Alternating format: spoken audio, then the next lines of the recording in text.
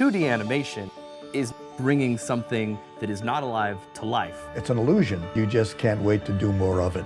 Cartoons are a way into a person's heart. I think it speaks to everyone. They call the 90s and the 2000s the new renaissance of animation. Artistry that acknowledged the past, but was creating their own path. It was starting to happen back at Disney with Little Mermaid. Winner of the Oscar is Beauty and the Beast. The Lion King. It was an animation boom. And just when animation seemed to be taking over the world, a new technique was on the horizon. No one had any idea how this would change everything.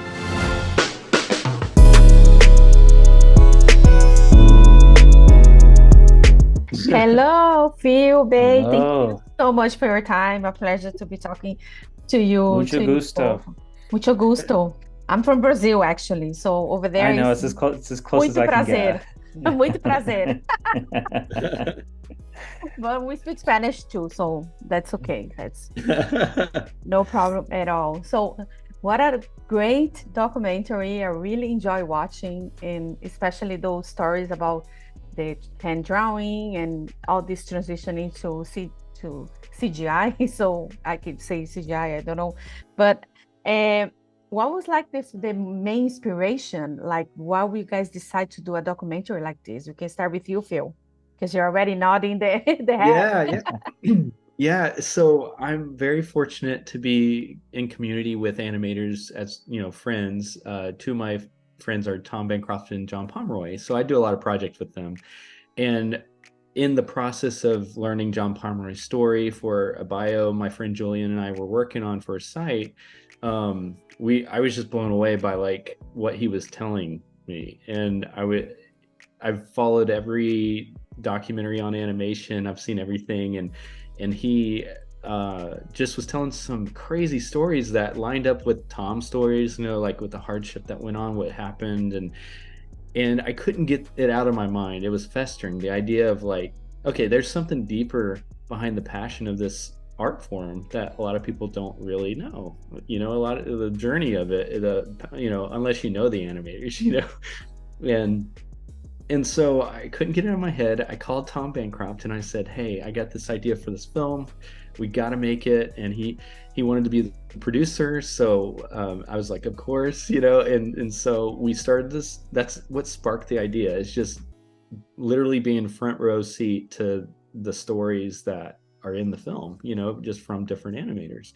And so that's kind of what got it going, and yeah, that's what started it. So that's amazing. And I came on board after they'd started the project already, and when I saw some footage they'd shot and recognized some of the animators, and as someone who wanted to be an animator myself when I was a kid, like many others, it was just it was exactly the kind of movie I'd want to see, and I was very grateful to be invited to the party, and it's been such a joy working on this film. Yeah. How did you guys decide which animator you guys are gonna put? Because we have so many talent out there. You know what I mean? It's so difficult to pick one. I was like, oh my God, okay, this one, and then you guys have Sergio, and then you have all these Latinos as well. And then I was like, that's amazing. How did you decide that? Well, at first it was pretty organic because Tom has a certain network that he has in general because he's a Disney animator, so he has a network. So at first we were like, hey, we want to tell the story, but we got to get the full story. So we just needed to interview anybody who we can get a hold to. And every time we told someone about it, they would freak out and they'd be super excited and say, yes, I'm in. And there were actually a lot of animators that wanted to be in it that we couldn't get in. But that's kind of how it started. And what's really cool and what's beautiful is when we were able to like build what we were able to do, that's when we needed Bay, and that's when Bay was able to like fill in pieces that I couldn't get, that he knew how to find what was needed, and that helped. I'm assuming, like that was a help for him in directing, like where we needed things to fill in the blanks. And a lot of those things where we needed female animators, that was like super important because it's such a beautiful thing, because a lot of people don't know this. A lot of people think that the Disney animation was like a man-driven workhorse, but it wasn't. it was, yes, there were a lot of men animators, but the women were they were treated with just as much respect. They were given opportunity. Like it was a really awesome environment, and that was a super important part of the story that needed to be there. And so that was like, you can kind of but yeah, like I called a friend of mine, Mindy Johnson, who literally wrote the book on women animators. It's called Ink and Paint, and she was tremendously helpful with connecting us to all these wonderful women and other folks that live out here in LA that we just didn't have access to before. And it was pretty clear what experiences we were missing and who we were looking for. So we just, did our best to find those people who had those stories. Like Tina Price is the person who started the computer animation at Disney, and she's the one who animated Aladdin's Magic Carpet and did all this work. So much so that they just called it Tina's Group. That was what the computer animation department was called for a while. And so getting her in the film was tremendously important because she is that one of those missing pieces that connects these two different types of animation. And yeah, and there was a moment that you guys kind of thought, because this is a documentary, have you thought doing a docu-series on it? Because that I bet you there is a lot to talk about, right? So much. That was one of the challenges, is that this is such a rich topic with so many people, and we're covering mostly North American feature animation. We did some American television in there, and we mention it, but there's so much animation in Europe and Asia that had their own journeys during this process that were as interesting and as cool and unique. But we just, at some point you just have to stick to the story we're telling and not get, we could be making this movie forever. We could make a 40-hour version of this that would be endlessly interesting to me, but maybe harder to sell to the public, Yeah, I know. No, we have like talent. A lot of like nowadays we see different from Latin America, from Japan, as you said, and all over the place, Europe and all this crazy. There is something that Leonard Maltin said in the end, that he says that it's a medium, like the animation is a medium, and also what Guillermo del Toro said this year, the animation is cinema as well. What do you guys think about that, Phil? Very much agree.